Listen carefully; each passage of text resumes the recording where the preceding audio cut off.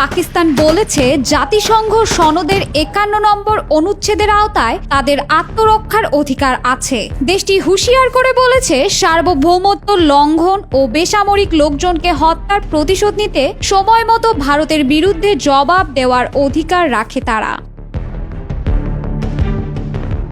বুধবার পাকিস্তানের জাতীয় নিরাপত্তা কমিটির বৈঠকের পর দেওয়া এক বিবৃতিতে এ কথা বলা হয়েছে।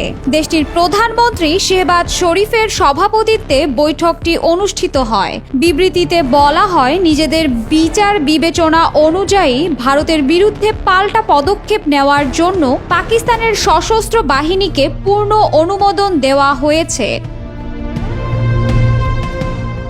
ইতোমধ্যে ভারতের ওই হামলায় নিহত ব্যক্তিদের স্বজনদের প্রতি শোক জানিয়েছে পাকিস্তান। ভারতের হামলাকে উস্কানিমূলক ও কাপুরুষোচিত উল্লেখ করে ইসলামাবাদ বলেছে, এ ঘটনাকে কেন্দ্র করে যে ভয়াবহ পরিস্থিতি তৈরি হয়েছে তার সমুচিত জবাব দেওয়া হবে।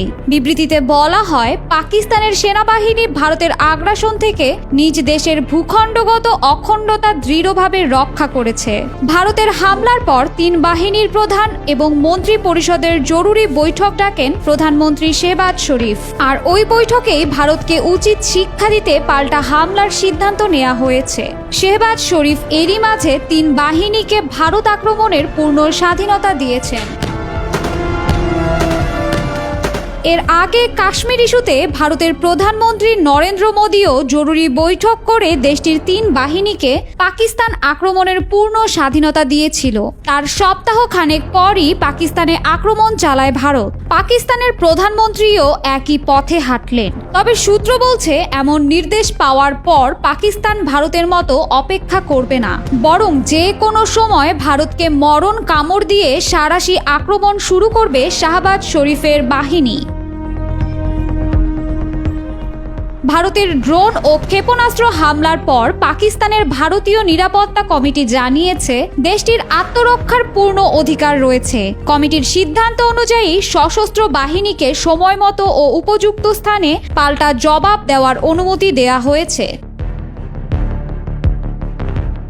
বুধবার প্রধানমন্ত্রী শাহবাজ শরীফের নেতৃত্বে পাকিস্তানের জাতীয় নিরাপত্তা কমিটির জরুরি বৈঠক অনুষ্ঠিত হয়। বৈঠকে ভারতের হামলাকে সরাসরি সার্বভৌমত্ব লঙ্ঘন এবং উস্কানিমূলক যুদ্ধ ঘোষণা হিসেবে উল্লেখ করে তীব্র নিন্দা জানানো হয়েছে। কমিটি জানায়, জাতিসংঘ সনদের 51 নম্বর অনুচ্ছেদ অনুসারে আত্মরক্ষার অধিকার প্রয়োগে পাকিস্তান পুরোপুরি সক্ষম। পাকিস্তানের সেনাবাহিনীর মুখপাত্র জানিয়েছেন, পাঞ্জাবের বাওয়ালপুরে ভারতীয় হামলায় নিহত হয়েছেন অন্তত 13 জন, যাদের মধ্যে ছিল শিশু ও নারী। নানা ধরনের কন্টেন্ট দেখার জন্য লাইক করুন, শেয়ার করুন আমাদের ফেসবুক পেজ, সাবস্ক্রাইব করুন আমাদের ইউটিউব চ্যানেল। পাশাপাশি অন্যান্য ব্রেকিং নিউজের জন্য অবশ্যই চোখ রাখুন জবাব চাই নিউজ টিভিতে।